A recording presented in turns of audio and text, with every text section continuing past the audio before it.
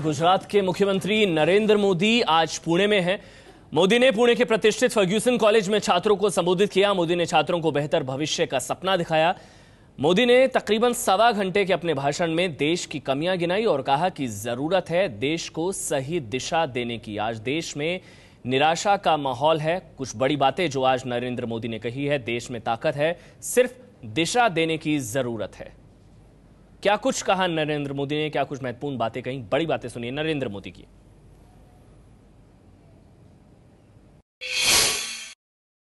मित्रों, आज जो देश में निराशा का माहौल है, चारों तरफ कोई भी मिले तो सुनते हैं छोड़ो यार, पता नहीं पिछले जन्म में क्या पाप किया, यहीं पैदा हुए, छोड़ो यार, कुछ होना नहीं यार, अरे मरो यार, तुमको औरों की परवाह करते हो, तुम अपना कर लो यार, देख लो। यही भाषा सुनाई देती है। 1200 साल की गुलामी के बावजूद भी सीना तान करके खड़े रहने का सामर्थ्य इस धरती पे है। अगर गुलामी के उस कालखंड में भी उस समय के हमारे नेताओं में यह सामर्थ्य था, तो आज तो देश स्वतंत्र है। निराशा किस बात के लिए? और इसलिए मित्रों, देश में इस निराशा के माहौल से ऊपर उठना बहुत आवश्यक है। मित्रों, शिक्षा वो हमारे लिए मैन मेकिंग मिशन था। आज शिक्षा मनी मेकिंग मशीन बन गया है। क्यों? कौन जिम्मेवार है? मैन मेकिंग मशीन से हम मनी मेकिंग मशीन की ओर चल पड़े हैं। मित्रों, ये गिरावट कैसे आई? क्या ये हमारे पूर्वजों ने हमें दिया था? ये हमारी परंपराएं थी? उस परंपराओं के सामने किसी ने तो खड़े होने की आवश्यकता है मित्रों। और मैं निराश नहीं हूं। इस देश के कई प्रधानमंत्री हमको ये कह के गए कि 21वीं सदी आ रही है, 21वीं सदी आ रही है, 21वीं सदी आ रही है। हमारे कान इन सबको सुनते सुनते थक गए। लेकिन क्या कभी हमने 21वीं सदी हिंदुस्तान की सदी बने, उसके लिए कभी सोचा मित्रों? और अगर 20वीं सदी के उत्तरार्ध में आजाद हिंदुस्तान के प्रारंभ से हमारे राष्ट्रीय नेतृत्व ने 50 साल के भीतर देश को कहां ले जाना है, 21वीं सदी में प्रवेश करेंगे तब हम कहां होंगे, उसका एक सपना देख करके उस सपने को पूरा करने की व्यवस्थाओं को सोचा होता, तो शायद आज हम यहां खड़े हैं, वहां नहीं खड़े होते। खेलकूद की 2 घटनाएं।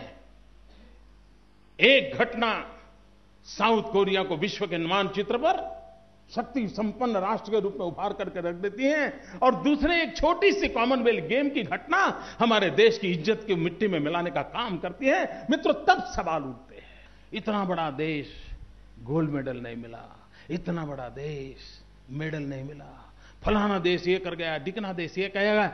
मैं सवाल, ठीक है, स्थिति है, लेकिन क्या कभी इस देश की शिक्षा व्यवस्था को हमने इसके साथ जोड़ा? अरे सिर्फ सेना के जवानों को एक काम दिया जाए कि जो न्यूली रिक्रूटेड सेना के जवान हैं उसमें से मैपिंग किया जाए, स्पोर्ट्स में रुचि वाले हैं उनको एक अलग जगह पर रखा जाए और उनको ही ट्रेनिंग देने का काम शुरू कर दी जाए। मैं बताता हूं मित्रों, 5, 7, 10 तो मेडल ये हमारे सेना के जवान लेकर के आ सकते हैं। मित्रों, हमारे पास 65% नौजवान हैं, उनके पास 2-2 भुजाएं हैं मित्रों, लेकिन उसके हाथ में हुनर नहीं है, उसके हाथ में एक सर्टिफिकेट है। और ये दिल्ली में ऐसी सरकार है जिसको लगता है कि सर्टिफिकेट आ गया ना सब आ गया, फूड सिक्योरिटी बिल आ गया मतलब आपकी थाली में खाना आ गया। यही चल रहा है मित्रों, यही चल रहा है। और इसलिए मित्रों, हमारे देश में स्किल डेवलपमेंट को बहुत बल देने की आवश्यकता है। और लोग पावर में इंटरेस्टेड हैं, हम एम्पावर की प्रायोरिटी रखते हैं। उनको सत्ता चाहिए, पावर चाहिए, हमें देश के हर नागरिक को एम्पावरमेंट देना है। बहुत बड़ा बदलाव है मित्रों हमारी सोच में। और मोदी के इस भाषण पर कांग्रेस का कहना है कि नरेंद्र मोदी झूठ बोलते हैं, इसलिए प्रतिक्रिया देने की जरूरत नहीं। कि मोदी को जरूरत से ज्यादा पब्लिसिटी देने की कोशिश की जा रही है, इसलिए कम से कम मैंने ये तय किया है कि मैं उनकी इस तकरीर पर या उनके इस तरह के भाषण पर कोई रिएक्शन ना दूं। क्या है वो?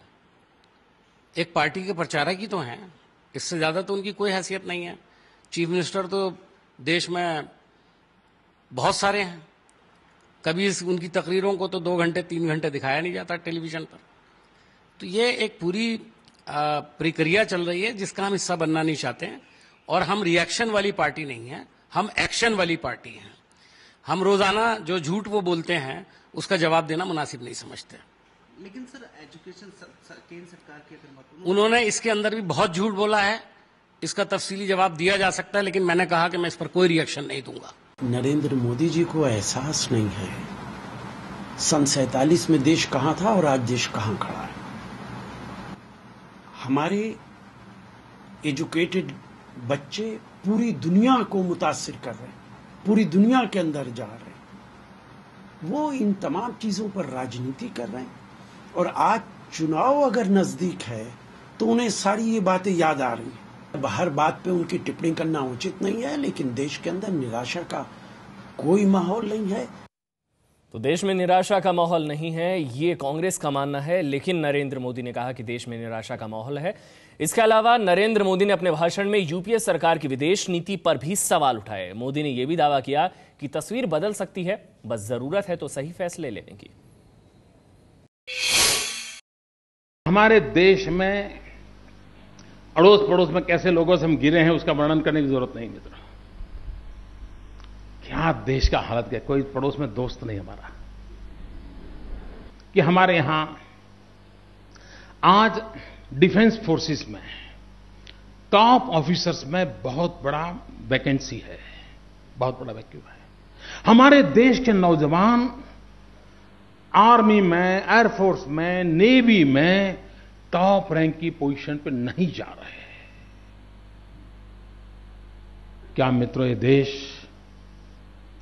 8वीं कक्षा से ही बच्चों को ट्रेन नहीं कर सकता है कि हमें ये हमारे अफसरों की जरूरत है। समयानुकूल परिवर्तन के साथ मैं मित्रों काल बाह्य चीजों को छोड़ने का पक्षकार हूं, मैं आधुनिकता का पक्षकार हूं, लेकिन modernisation without westernisation.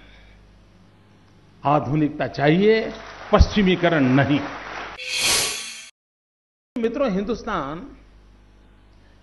Petroleum requirement के लिए जितना फॉरेन एक्सचेंज देता है विदेशों में, उससे ज्यादा हम अपनी मुद्रा विदेशी शस्त्रों को खरीदने में देते हैं जी। भारत की सुरक्षा के लिए विदेशों से शस्त्र लाने के लिए हमारा बहुत बड़ी मात्रा में इंडियन करेंसी जा रही है। क्या मित्रों इस देश में ऐसे इंजीनियर नहीं है क्या? क्या इस देश के पास ऐसा लोहा नहीं है क्या? क्या इस देश के पास ऐसे टैलेंट नहीं है क्या कि जो हमारे सारे डिफेंस इक्विपमेंट बनाएं? न सिर्फ हिंदुस्तान की रक्षा करें मित्रों, दुनिया को भी हम अपने शस्त्र बेच करके हम हिंदुस्तान के सामान्य मानवी को गर्व से जीने की व्यवस्था कर सकते हैं। शिक्षा को किस दिशा में ले जाना है ये तय करना चाहिए। मित्रों मुझे बताइए कि हिंदुस्तान 2000 में विश्व की 500 यूनिवर्सिटी में हम 2 थे, 1 हो गए। चाइना 0 था, 32 हो गया। और उनको लैंग्वेज की समस्या है मित्रों। हम लोगों को लिए अंग्रेजी मुश्किल काम नहीं है। चाइना ने मित्रों अपने एजुकेशन के लिए जो रोड मैप बनाया है, मैं तो चाहूंगा कि फर्ग्यूसन कॉलेज के कुछ स्टूडेंट उसको अध्ययन करके नौजवानों के सामने रखे। कैसे किया है उन्होंने? मित्रों उन्होंने अपने बजट में से 20% जीडीपी का 20% उन्होंने उसके बाद शिक्षा को प्रायोरिटी दी। हमारे देश ने 7% का सपना देखा, 4% पर अटक गए।